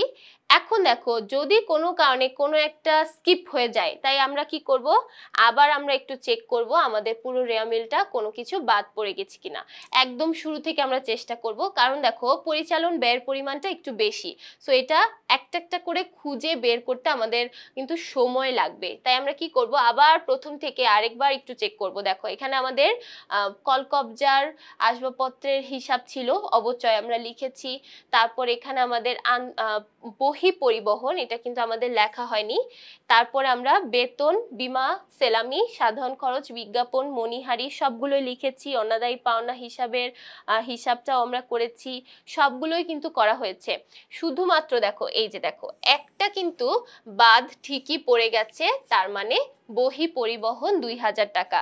সো এরকম বাদ যেন তোমাদেরও না পড়ে, তাই কি করব, আমরা যতগুলো লিখেছি প্রত্যেকটা লেখার পরপর আবার চেক করব যে কোনো অ্যামাউন্ট বাদ পড়ে গেছে কিনা। তাই ধাপে ধাপে একটা একটা করে আমরা যদি লিখি তাহলে সেটা খুবই ভালো হবে। তাহলে দেখো প্রথমে বহি পরিবহন ছিল, যেটা আমরা কোনো কারণে বাদ পড়ে গেছে, তাই সেটা কি করব, সেটা আমরা এখন লিখে দিব। তাহলে দেখো বহি পরিবহন আমাদের একটা বাদ ছিল, তো সেটা লিখে ফেলি, বহি পরিবহন। তাহলে বহি পরিবহন দেওয়া আছে 2000 টাকা। ওকে, তাহলে এখন আমরা একটু যোগ করে দেখি কত আসে। প্রথমে দেখো একদম শুরুতে আমাদের দেওয়া আছে কত, একদম শুরুতে আমরা বেতন থেকে স্টার্ট করেছিলাম, এখন বেতন থেকে প্রত্যেকটা যোগ করে দিব। 22,000, তারপরে হচ্ছে 12,500, তারপরে 1600 টাকা, তারপরে 7,500, 4,400, তারপরে 2500, 2,500 এবং 2,000। তাহলে দেখো টোটাল পরিচালন ব্যয় আমাদের কত দাঁড়াচ্ছে, টোটাল পরিচালন ব্যয় আমাদের দাঁড়াচ্ছে 55,000 টাকা। 55,000 টাকা। এখন তাহলে আমরা কি করব, এখন আমরা আমাদের একদম শুরুতে আমরা যে মোট মুনাফা বের করেছিলাম, মোট মুনাফার পরিমাণটা কত ছিল, মোট মুনাফার পরিমাণটা আমাদের ছিল 75,000 টাকা। এখন তাহলে 75,000 থেকে আমরা 55,000 মাইনাস করব, 75 মাইনাস 55, তাহলে আমাদের কত দাঁড়াচ্ছে 20,000 টাকা। দেখো অনলি 20,000 টাকা আমরা পরিচালন মুনাফা পেয়ে যাচ্ছি। তাহলে এখানে আমরা পরিচালন মুনাফা বাবদ লিখে ফেলবো 20,000 টাকা। 20,000 টাকা এটা আমাদের পরিচালন মুনাফা। সো এখানে অবশ্যই তুমি মার্কিং করে ফেলবে। আবারও সেম কথাই বলছি, কারণ দেখো এই যে পরিচালন মুনাফা পর্যন্ত যে তোমার ঠিক আছে, এটা কিন্তু এটাই মিন করে। সো পরিচালন মুনাফা পর্যন্ত ঠিক থাকলে তুমি এইটুকুর জন্যই কিন্তু পার্শিয়াল নাম্বার পাবে। তাহলে এখন আমাদের পরবর্তী ধাপ হচ্ছে, আমরা এখন এটার সাথে যোগ করে দিব অন্যান্য আয় এবং তারপর বিয়োগ করে দিব অন্যান্য ব্যয়। তাহলে এখন আমরা নিয়ে আসব অন্যান্য আয়। সো এখন আমরা লিখে ফেলি যোগ অন্যান্য আয়। তাহলে আমরা এবার একটু দেখি অন্যান্য আয় আমাদের এখানে কি কি দেওয়া আছে। অন্যান্য আয়গুলো সাধারণত কি কি থাকে, যদি কোনো বিনিয়োগের সুদ থাকে, অথবা যদি কোনো প্রাপ্ত বাট্টা, প্রাপ্ত কমিশন, প্রাপ্ত ভাড়া, অর্থাৎ যেগুলো যেগুলো তুমি পেয়েছো সবগুলোই সাধারণত আয় থাকে। তাহলে এখানে আমরা দেখি কি কি আছে। দেখো এখানে একটা বিনিয়োগের সুদ দেওয়া আছে, বিনিয়োগের সুদ বলা হয়েছে 1,000 টাকা। আবার দেখো এখানে কিন্তু আমাদের একটা বিনিয়োগের পরিমাণ দেওয়া আছে এবং বিনিয়োগের সাথে 12% কথাটা বলা আছে, তার মানে এটা কিন্তু আমাদের হিসাব করতে হবে। সো দেখো এখানে বলা হয়েছে যে 2023 সালের 7, তার মানে জুলাই, 2023 সালের জুলাই 1 তারিখে আমাদের এই বিনিয়োগটা গ্রহণ করা হয়েছে এবং আমরা আমাদের অঙ্ক করছি কবে? 2023 সালের 31 ডিসেম্বর, তার মানে ডিসেম্বর মাসে অঙ্ক করছি এবং আমাদের বিনিয়োগটা নেওয়া হয়েছে কবে? বিনিয়োগটা নেওয়া হয়েছে জুলাই মাসে। তাহলে জুলাই থেকে ডিসেম্বর পর্যন্ত এতটুকু সময়ের জন্যই কিন্তু আমরা সুদ পাবো। তাহলে জুলাই থেকে ডিসেম্বর যদি কাউন্ট করি, দেখো July, August, September, October, November, December, তাহলে দেখো টোটাল 6 মাস হচ্ছে। তো এই 6 মাসের জন্যই আমাদের শুধুমাত্র সুদটা কাউন্ট করতে হবে। তাহলে প্রথমে যখনই আমরা এরকম পার্সেন্টেজ দেখব, আবার নিচে দেখব বিনিয়োগের সুদও দেওয়া আছে, প্রথমে আমরা কি করব? আগে দেখব এই পার্সেন্টেজ করে ক্যালকুলেশন করে বিনিয়োগের সুদটা ঠিক কতটুকু আসে। তাহলে 20,000 টাকা, এই 20,000 টাকার ওপরে যদি আমরা 12% করি, তাহলে 20,000-এর প্রথমে 12% করে দেখি আমরা কত আসে। 20,000-এর 12% আসে 2400 টাকা। এখন দেখো এই 2400 টাকা পুরো 12 মাসের জন্য, আমাদের তো আর 12 মাসের জন্য লাগবে না, আমাদের শুধু 6 মাসের জন্য লাগবে। তাহলে এখন আমরা কি করব? এইটাকে অর্ধেক করে দিলেই কিন্তু আমাদের 6 মাস চলে আসবে। তার মানে এটাকে 12 দেওয়া ভাগ এবং 6 দ্বারা গুণ করলে আমরা আমাদের টোটাল বিনিয়োগের সুদ বাবদ কতটুকু অংশ সেটা পেয়ে যাব। তাহলে 2400-কে 12 দ্বারা ভাগ এবং 6 দ্বারা গুণ করলে আমরা পেয়ে যাব 1200 টাকা। এই 1200 টাকা হচ্ছে আমাদের বিনিয়োগের সুদের পরিমাণ। কিন্তু দেখো এখানে রেয়ামিলের মধ্যে বলা আছে বিনিয়োগের সুদ পাওয়া গেছে 1000 টাকা, তার মানে এখনো 200 টাকা অনাদায়ী আছে। এই পুরো অংশটাই আমাদের এখানে করে দেখাতে হবে। তাহলে দেখো বিনিয়োগের সুদ আমরা পেয়েছি 1000 টাকা, বিনিয়োগের সুদ 1000 টাকা এবং এটার সাথে আমাদের অনাদায়ী আছে 200 টাকা। তাহলে অনাদায়ী এটা আমরা লিখব 200 টাকা। টোটাল আমাদের দাঁড়াচ্ছে 1200 টাকা। তাহলে এবার যদি আমরা এই পরিচালন মুনাফার সাথে অন্যান্য আয় 1200 টাকা যোগ করে দেই, তাহলে টোটাল দাঁড়াচ্ছে কত? 21,200 টাকা। এখন এখান থেকে আমাদের বাদ দিতে হবে অন্যান্য ব্যয়, বাদ যাবে অন্যান্য ব্যয়। সো এখন আমরা একটু দেখব অন্যান্য ব্যয় কি কি আছে। দেখো একদম শুরু থেকে আমরা যদি চিন্তা করি, প্রথমে আমাদের অন্যান্য ব্যয় ছিল আগুনে বিনষ্ট পণ্য, তারপরে আমাদের টাকা ছিনতাই যাওয়ার একটা পরিমাণ ছিল, সেটাও কিন্তু আমাদের বিবিধ ক্ষতি আকারে দেখাতে হবে।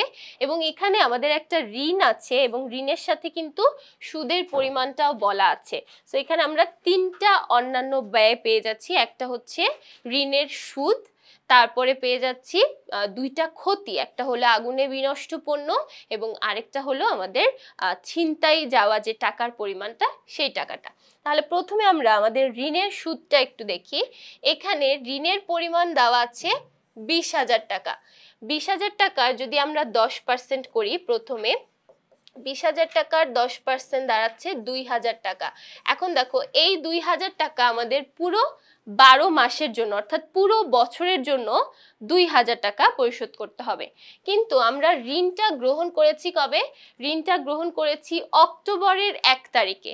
অক্টোবরের 1 তারিখে যদি গ্রহণ করি, তাহলে দেখো অক্টোবর থেকে আমরা অঙ্কটা করছি ডিসেম্বর মাসে, তার মানে অক্টোবর থেকে ডিসেম্বর মাস পর্যন্ত এই 3 মাসের সুদই কিন্তু শুধুমাত্র আমাদের পরিশোধ করতে হচ্ছে, বাকিগুলো কিন্তু আমরা পরিশোধ করতে হচ্ছে না, কারণ আমরা ঋণটা গ্রহণই করেছি অক্টোবর মাসে। তাহলে অক্টোবর থেকে ডিসেম্বর টোটাল হয়ে যাচ্ছে 3 মাস। তাহলে প্রথমে আমরা কি করব? এই 2,000 টাকাকে আমরা 12 দ্বারা ভাগ করলে 1 মাসের অ্যামাউন্ট পাবো এবং তারপর সেই 1 মাসের অ্যামাউন্টটাকে যদি আমরা 3 দ্বারা গুণ করি, তাহলে টোটাল আমাদের সুদের পরিমাণটা পেয়ে যাব। তাহলে দেখো 2,000 টাকাকে 12 দিয়ে ভাগ করলে এবং 3 দিয়ে গুণ করলে আমরা পেয়ে যাচ্ছি 500 টাকা। তাহলে এই 500 টাকাই আমাদের ঋণের সুদ বাবদ লিখতে হবে।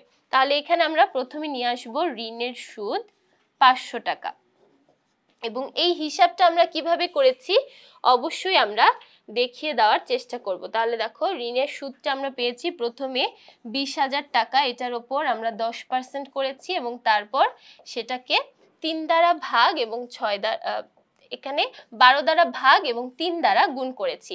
তাহলে টোটাল আমরা পেয়েছি 500 টাকা।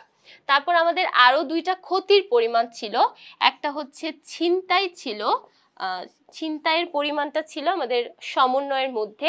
সমন্বয় দেখো ছিনতাইয়ের পরিমাণটা বলা হয়েছে কত, 4000 টাকা। তাহলে আমরা এখানে লিখবো ছিনতাই, এটাকে আমরা বিবিধ ক্ষতি আকারেও লিখতে পারি। তো এখানে আমাদের ক্ষতির পরিমাণটা থাকছে 4000 টাকা। তারপর আমাদের আরো একটা ক্ষতি ছিল, সেটা হলো আগুনে বিনষ্ট পণ্য। আগুনে বিনষ্ট পণ্য, আগুনে বিনষ্ট পণ্যের পরিমাণ আমাদের কত ছিল, এটাও কিন্তু সমন্বয়ে দেওয়া আছে। আগুনে বিনষ্ট পণ্যের পরিমাণ ছিল আমাদের 2500 টাকা। তাহলে এখানে লিখলাম 2500। এবার দেখো প্রত্যেকটা অন্যান্য আয় অন্যান্য ব্যয় আমরা যোগ করে টোটাল অন্যান্য ব্যয় পরিমাণ পেয়ে যাচ্ছি 7000 টাকা। এখন আমাদের কি করতে হবে, আমরা এই যে একটা মুনাফার পরিমাণ পেয়েছিলাম, এই মুনাফার পরিমাণ থেকে আমরা 7000 টাকা মাইনাস করে আমাদের নিট মুনাফা দেখাবো কত, নিট মুনাফার পরিমাণ দেখাবো 14200 টাকা। তাহলে এটার নাম আমরা দিব নিট মুনাফা। তাহলে দেখো নিট মুনাফা পেয়ে যাচ্ছি 14200 টাকা। তাহলে আমাদের প্রথম অংশটা অর্থাৎ নিট মুনাফা নির্ণয় করার জন্য যে বিশদায় বিবরণী আমরা করলাম, বিশদায় বিবরণী করে আমরা ফাইনালি অ্যান্সারটা পেয়ে যাচ্ছি নিট মুনাফা 14200 টাকা। তাহলে বিশদায় বিবরণীর পরে আমাদের করতে বলা হয়েছে মালিকানা সত্ত্ব পরিবর্তন বিবরণী। মালিকানা সত্ত্ব পরিবর্তন বিবরণী করতে কিন্তু আমাদের খুব একটা বেশি বড় ছকের দরকার পড়বে না, কারণ এখানে অ্যামাউন্টটা খুবই ছোট থাকে। ঠিক আছে, এখানে আবার দেখো আমাদের পরিমাণটাও কিন্তু খুবই ছোট থাকে, অল্প কিছু এন্ট্রি থাকে যেটা সাধারণত মালিকানা সত্ত্ব পরিবর্তন বিবরণীতে আমাদের নিয়ে আসতে হয়। মালিকানা সত্ত্ব পরিবর্তন বিবরণী করার জন্য প্রথমেই আমাদের নিয়ে আসতে হবে মূলধন। মূলধনের সাথে আমরা যদি কোনো অতিরিক্ত মূলধন আমাদের সমন্বয়ে থেকে থাকে, সেই অতিরিক্ত মূলধনটাকে আমাদের যোগ করতে হয়। তারপর যদি আমরা বিশদায় বিবরণীতে নিট মুনাফা পেয়ে যাই, তাহলে নিট মুনাফাটা যোগ করতে হবে, এবং যদি নিট ক্ষতি পাই তাহলে সেই নিট ক্ষতিটাকে বিয়োগ করতে হবে। তারপর আমরা নিয়ে আসি উত্তোলনের পরিমাণগুলো, যদি কোনো উত্তোলন থেকে থাকে সেই উত্তোলনটাকে আমাদের মাইনাস করতে হয়। ওকে, তাহলে প্রথমে আমরা দেখি আমাদের মূলধনের পরিমাণটা কত দেওয়া আছে। এখানে আমরা মূলধন দেখতে পাচ্ছি একদম শুরুতে 1 লক্ষ টাকা মূলধন দেওয়া আছে, 1 লক্ষ টাকা। তাহলে প্রথমে আমরা লিখি মূলধন 1 লক্ষ টাকা। এরপর দেখো আমাদের সমন্বয়ের মধ্যে কিন্তু আমরা কোথাও কোনো অতিরিক্ত মূলধন পাইনি, তাই সরাসরি আমরা চলে যাব আমাদের নিট মুনাফার মধ্যে। আমরা মাত্রই কিন্তু বিশদায় বিবরণী থেকে নিট মুনাফার পরিমাণ পেয়েছি, এবং নিট মুনাফার পরিমাণ এই তো আমরা নিট মুনাফার পরিমাণ পেয়েছি 14200 টাকা। তাহলে এই 14200 টাকা দিয়েই কিন্তু আমরা মালিকানা সত্ত্ব বিবরণীটা করব। তাহলে 1 লক্ষ টাকার মূলধনের সাথে যোগ করে দিব 14200 টাকা, তাহলে আমরা পেয়ে যাচ্ছি 1,14,200 টাকা। এখন এখান থেকে আমাদের তাহলে বাদ যাবে উত্তোলনের পরিমাণ। তাহলে দেখি আমাদের উত্তোলন কি কি আছে। একটা উত্তোলন আমরা এখানে দেখতে পাচ্ছি রেয়া মিলের মধ্যেই দেওয়া আছে, এই উত্তোলনটা দেওয়া আছে 12,000 টাকা, এবং পুরো সমন্বয়ের মধ্যে কিন্তু আমরা আর কোনো এক্সট্রা উত্তোলন পাইনি, তাই এখানে আমাদের শুধুমাত্র 12,000 টাকা মাইনাস করতে হবে। তাহলে মাইনাস করে দিব উত্তোলন যেটা দেওয়া আছে 12,000 টাকা। তাহলে এখান থেকে 12,000 টাকা মাইনাস করে দিলে আমরা পেয়ে যাব আমাদের সমাপনী মালিকানা সত্ত্বের পরিমাণ। তাহলে এখান থেকে 12,000 টাকা মাইনাস করলে আমরা পেয়ে যাচ্ছি 1,02,200 টাকা। 1,02,200 টাকা, এটার নাম হলো সমাপনী মালিকানা সত্ত্ব। এখন এই তো এখানে যে সমাপনী মালিকানা সত্ত্ব বের করলাম, এটা দিয়ে কিন্তু আমরা আর্থিক অবস্থার বিবরণীটা প্রস্তুত করব। তাহলে আমাদের মালিকানা সত্ত্ব বিবরণীটা শেষ, এবং মালিকানা সত্ত্ব বিবরণী থেকে আমরা পেয়ে গেছি 1,02,200 টাকা। এখন আমরা চলে যাব আমাদের আর্থিক অবস্থার বিবরণীতে। আর্থিক অবস্থার বিবরণীতেও কিন্তু সেম ভাবেই বিবরণ এবং 3টা টাকার ঘরযুক্ত আমাদের ঘর করতে হয়, এবং আর্থিক অবস্থার বিবরণী যেহেতু সম্পূর্ণটাই করতে বলা হয়েছে, সো আমাদের স্টার্ট হবে থেকে আমাদের একদম শুরুতে সম্পদের অংশ থেকে স্টার্ট হবে, এবং সম্পদের মধ্যে আমরা প্রথমে নিয়ে আসি স্থায়ী সম্পদের পরিমাণ। সো প্রথমে আমরা লিখে ফেলি স্থায়ী সম্পদ। স্থায়ী সম্পদ, তাহলে প্রথমে আমরা দেখব স্থায়ী সম্পদ কি কি আছে দেখো, একদম রেওয়া মিলের শুরুতে কিন্তু আমরা কয়েকটা স্থায়ী সম্পদ দেখেছিলাম এবং প্রত্যেকটার সাথেই কাজ আছে। দেখো বৈদ্যুতিক সংস্থাপন, বৈদ্যুতিক সংস্থাপন দেওয়া আছে 19,000 টাকা এবং এটার সাথে কিন্তু আমরা একটা সংস্থাপন ব্যয় দেখেছিলাম যেটা আমাদের 7 নাম্বার সমন্বয়ের মধ্যে দেওয়া আছে 1,000 টাকা। বৈদ্যুতিক সংস্থাপন ব্যয় হয়েছে কিন্তু সেটা কোনো কারণে সাধারণ খরচের মধ্যে লেখা হয়ে গেছে, তাই এটাকে আমাদের যোগ করে দেখাতে হবে। ওকে, তাহলে দেখো আমাদের বৈদ্যুতিক সংস্থাপন দেওয়া আছে কত, বৈদ্যুতিক সংস্থাপন দেওয়া আছে 19,000 টাকা এবং এটার সাথে আরো 1,000 যোগ করতে হবে। তাহলে প্রথমে আমরা লিখি বৈদ্যুতিক সংস্থাপন, বৈদ্যুতিক সংস্থাপন দেওয়া আছে 19,000 টাকা, এটার সাথে যোগ হবে ক্রয় বা এটার ব্যয়, তাহলে এখানে 1,000 টাকা যোগ করলে আমরা টোটাল পেয়ে যাচ্ছি 20,000 টাকা। এরপর নিয়ে আসবো কল কবজার পরিমাণ, কল কবজার পরিমাণ ছিল আমাদের 50,000 টাকা এবং এটার সাথে আমাদের অবচয় ছিল, তাহলে 50,000 টাকা এবং অবচয়ের পরিমাণ যদি আমরা একটু খেয়াল করি, অবচয়ের পরিমাণ কিন্তু আমরা বিশদায় বিবরণীতে করেছি, অবচয় পেয়েছিলাম 2500 টাকা। তাহলে দেখো 50,000 টাকা থেকে যদি আমরা 2500 টাকা মাইনাস করে দিই তাহলে পেয়ে যাব 47,500 টাকা। এরপর আমরা নিয়ে আসবো আসবাবপত্র, আসবাবপত্র নামেও আমাদের একটা ছিল, স্থায়ী সম্পত্তি ছিল।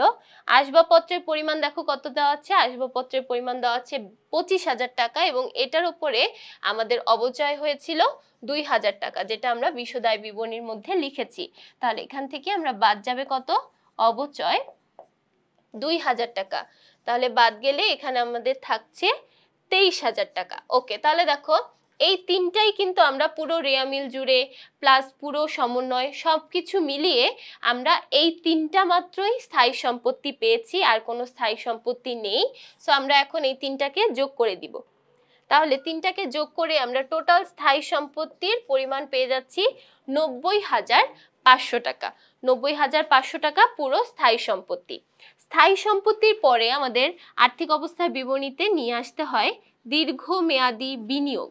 এখানে আমাদের কিন্তু রেওয়া মিলের মধ্যে একটা দীর্ঘমেয়াদী বিনিয়োগ ছিল, তাহলে আমরা দীর্ঘমেয়াদী বিনিয়োগের পরিমাণটা এখানে নিয়ে আসব। তাহলে দেখি দীর্ঘমেয়াদী বিনিয়োগটা ঠিক কতটুকু। এখানে আমরা বিনিয়োগ দেখতে পাচ্ছি 20,000 টাকা, বিনিয়োগের পরিমাণ 20,000, তাহলে আমরা এখানে লিখি 12% বিনিয়োগ, যেটার অ্যামাউন্ট দেওয়া আছে 20,000 টাকা। যেহেতু এটার সাথে আর কোনো কাজ নেই আমরা সরাসরি এটাকে ফাইনাল কলামে বসিয়ে দিব। এরপর দেখো আমরা দীর্ঘমেয়াদী বিনিয়োগের পরে নিয়ে আসি সাধারণত চলতি সম্পদের পরিমাণ, তাহলে এখানে আমরা চলতি সম্পদের পরিমাণটা এখন লিখে ফেলবো, চলতি সম্পদ। এখন তাহলে দেখি কি কি চলতি সম্পদ আমাদের এখানে আছে। তো চলতি সম্পদগুলো সাধারণত কি কি হয়, হাতে নগদ একটা চলতি সম্পদ, দেনাদার, প্রাপ্য হিসাব, প্রাপ্য বিল, তারপর যদি কোনো অনাদায়ী আয় থেকে থাকে সেই অনাদায়ী আয়গুলো আমরা চলতি সম্পদে নিয়ে আসি, সমাপনী মজুদ পণ্যকে আমরা চলতি সম্পদে নিয়ে আসি, তারপর যদি কোনো অগ্রিম ব্যয় থেকে থাকে সেটাকেও কিন্তু আমরা চলতি সম্পদে নিয়ে আসি। তাহলে দেখো এই যে আমি যতগুলো বললাম প্রত্যেকটাই কিন্তু আমাদের কোনো না কোনো এন্ট্রি হিসেবে আমাদের রেওয়া মিল প্লাস সমন্বয় দুইটার মধ্যেই আছে। তাহলে এগুলো আমরা একটু খুঁজে বের করি। প্রথমে আমরা দেখি হাতে নগদ। এখানে আমরা হাতে নগদ দেখতে পাচ্ছি 5,000 টাকা এবং হাতে নগদের সাথে একটা সমন্বয়ও দেখতে পাচ্ছি, সমন্বয়টা হচ্ছে 6 নম্বর সমন্বয়ে বলা হয়েছে 4,000 টাকা ছিনতাই হয়ে গেছে। তাহলে আমাদের হাতে ছিল 5,000 টাকা, 4,000 টাকা ছিনতাই হয়ে গেছে, তাহলে আমাদের নিট অংশটা দেখাতে হবে। তো প্রথমে আমরা লিখি হাতে নগদ, হাতে নগদ দেওয়া আছে 5,000 টাকা এবং এখান থেকে আমাদের ছিনতাই গেল, বা এখানে আমরা চাইলে বিবিধ ক্ষতিও লিখতে পারি, ছিনতাই 4,000 টাকা। সো আমাদের এখানে থাকছে কত, 1,000 টাকা। তাহলে হাতে নগদ আমরা দেখলাম। এরপর দেখো আমাদের আর সিরিয়ালি কি কি আছে, আমরা এখানে একটা সমাপনী মজুদ পণ্য দেখেছিলাম এবং সমাপনী মজুদ পণ্যের পরিমাণটা আমরা ফাইনালি আমাদের বিশদায় বিবরণীতে কিন্তু অন্তর্ভুক্ত করেছি। সমাপনী মজুদ পণ্যের পরিমাণ আমরা অন্তর্ভুক্ত করেছিলাম কত, 38,000 টাকা। তাহলে একদম সরাসরি সমাপনী মজুদ পণ্য 38,000 টাকা লিখে ফেলবো, সমাপনী মজুদ পণ্য এটা আমরা কিভাবে বের করেছিলাম? প্রথমে ৩২,৫০০ টাকা থেকে আমাদের ২,৫০০ মাইনাস হলো, এরপর আমাদের যোগ হলো ৮,০০০ টাকা।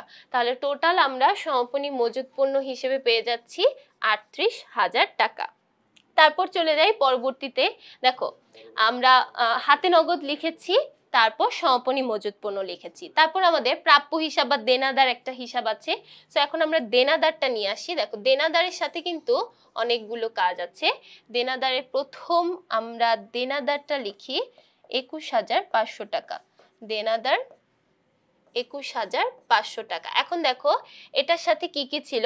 এটার সাথে একটা ছিল বিক্রয় অথবা ফেরত বাবদ একটা হিসাব, যেটা আমরা দেনাদার থেকে মাইনাস করে তারপর বিশদায় বিবরণীতে অনাদায়ী পাওনা সঞ্চিতি নির্ণয় করেছিলাম।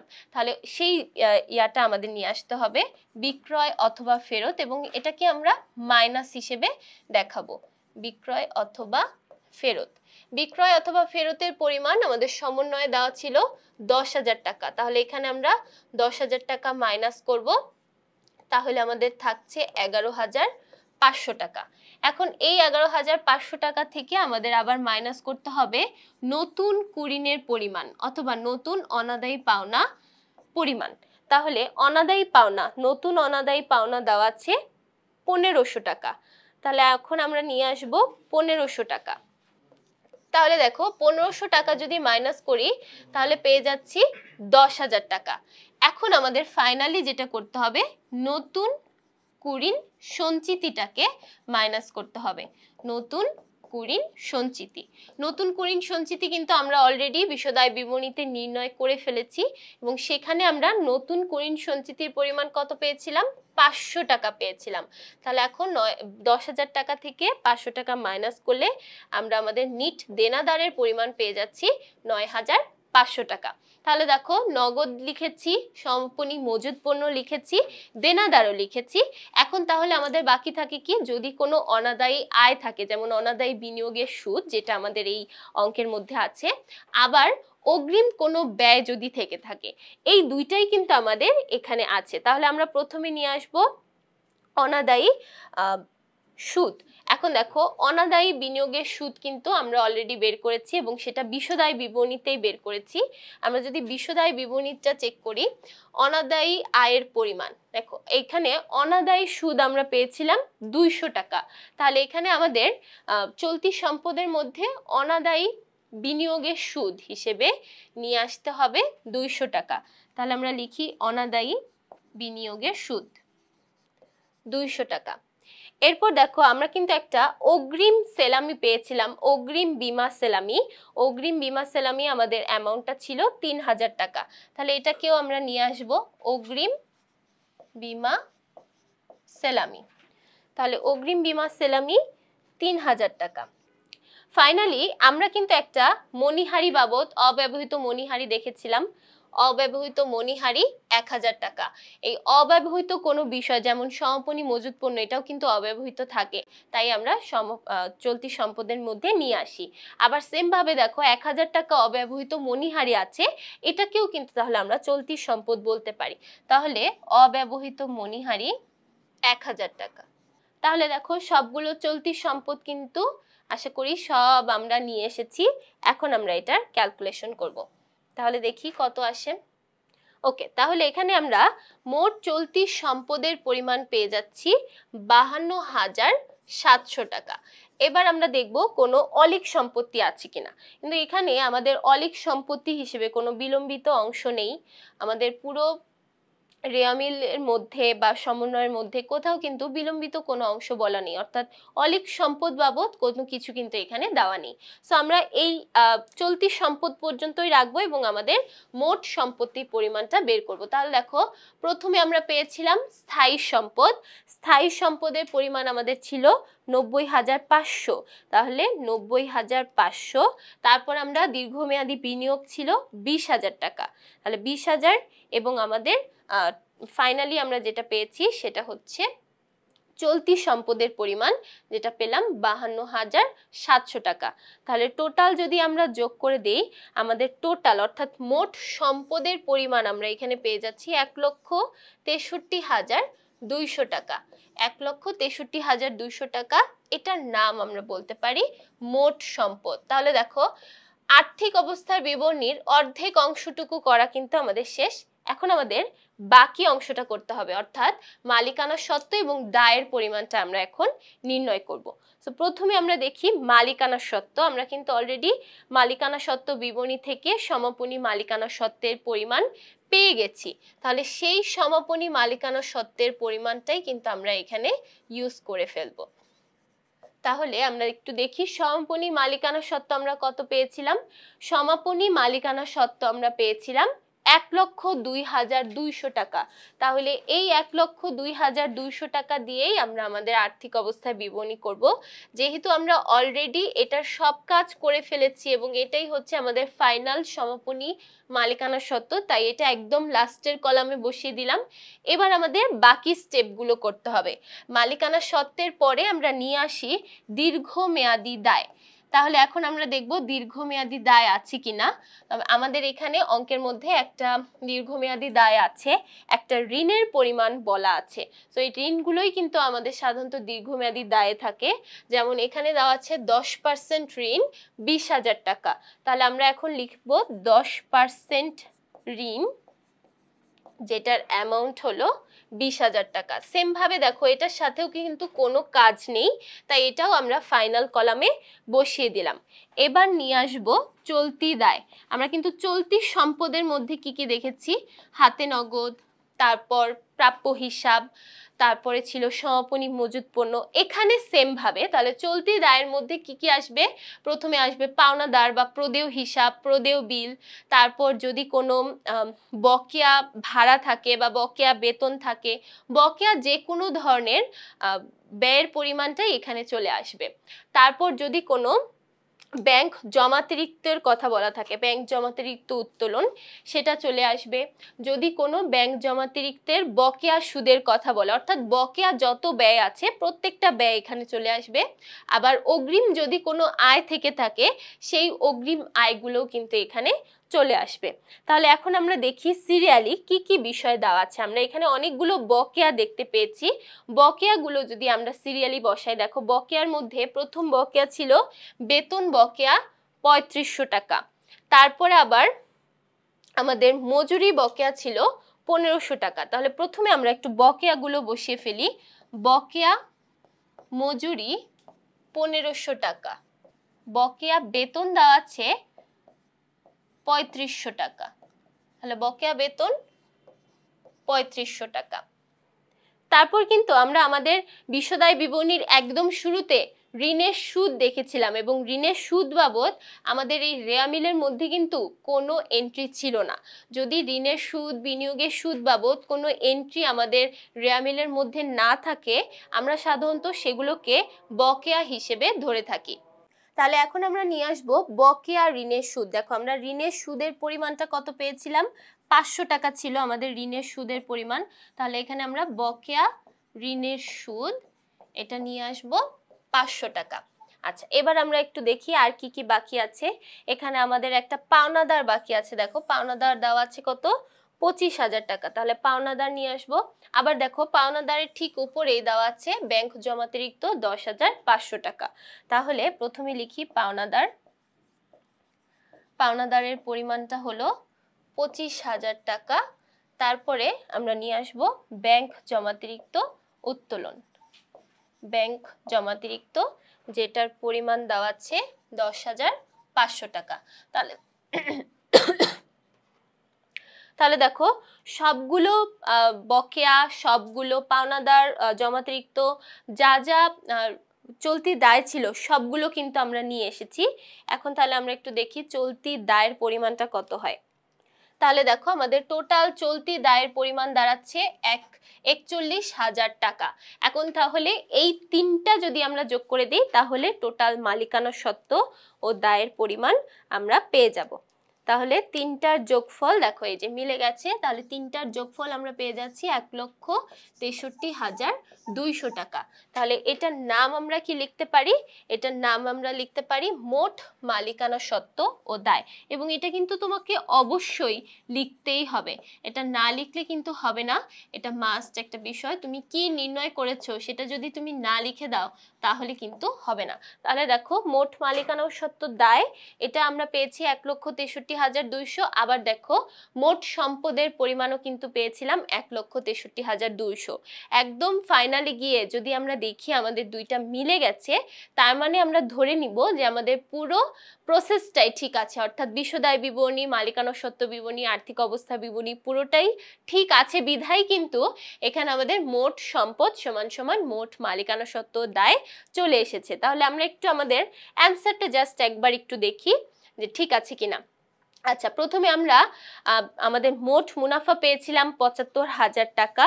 তারপর সেখান থেকে পরিচালন ব্যয়, অন্যান্য আয় ব্যয় সবকিছু অ্যাডজাস্ট করার পরে নিট মুনাফার পরিমাণ পেয়েছি ১৪,২০০ টাকা। তাহলে ঠিক আছে। আবার দেখো এই ১৪,২০০ টাকা দিয়ে পরবর্তীতে আমরা মালিকানা সত্ত্ব, সমাপনী মালিকানা সত্ত্ব বের করেছি ১,০২,২০০ টাকা। তারপর সেম এই সমাপনী মালিকানা সত্ত্ব দিয়ে আমরা মোট সম্পদ এবং আমাদের মালিকানা সত্ত্ব টোটাল পরিমাণটা বের করেছি 1,63,200। তার মানে পুরো প্রসেসটা করে আমরা একদম ফাইনালি গিয়ে আর্থিক অবস্থার বিবরণীটা প্রস্তুত করতে পেরেছি। তাহলে দেখো একদম শুরু থেকে যদি আমরা প্রত্যেকটা লেনদেন এবং প্রত্যেকটা সমন্বয় খুব ভালোভাবে আইডেন্টিফাই করে ফেলতে পারি এবং বারবার যদি আমরা চেক করি রিয়মিল প্লাস সমন্বয়, প্রত্যেকটা বারবার চেক করলেই কিন্তু তুমি পেয়ে যাবে তোমাদের এই আর্থিক অবস্থা বিবরণী পুরোটাই তুমি সুন্দরভাবে করতে পারবে। সো এখানে আমাদের বেশি ভালোভাবে ফোকাস রাখতে হবে সেটা হচ্ছে চলতি দায়, চলতি সম্পদ, পরিচালন ব্যয় কোন এন্ট্রির মধ্যে কি কি বিষয় অন্তর্ভুক্ত হবে এটা সম্পর্কে খুব ভালো আমাদের আইডিয়া থাকতে হবে। তাই যত বেশি আমরা প্র্যাকটিস করব আর্থিক বিবরণী তত বেশি ভালোভাবে কিন্তু এখান থেকে আমরা কোয়েশ্চেনগুলো সলভ করতে পারবো। যত বেশি কোয়েশ্চেন সলভ করব তত বেশি এটার আয়ত্তটা করা পসিবল হবে। আশা করছি পুরো অঙ্কটাই সবাই খুব ভালোভাবে বুঝতে পেরেছো এবং প্রত্যেকটা সমন্বয় প্লাস লেনদেন সবাইকে খুব ভালোভাবে বোঝাতে পেরেছি। সো পরবর্তী পর্বগুলো দেখার জন্য সবাইকে আমন্ত্রণ জানিয়ে আজকে এখানেই শেষ করছি। সবাই খুব ভালো থাকবে, সুস্থ থাকবে, সকলকে ধন্যবাদ।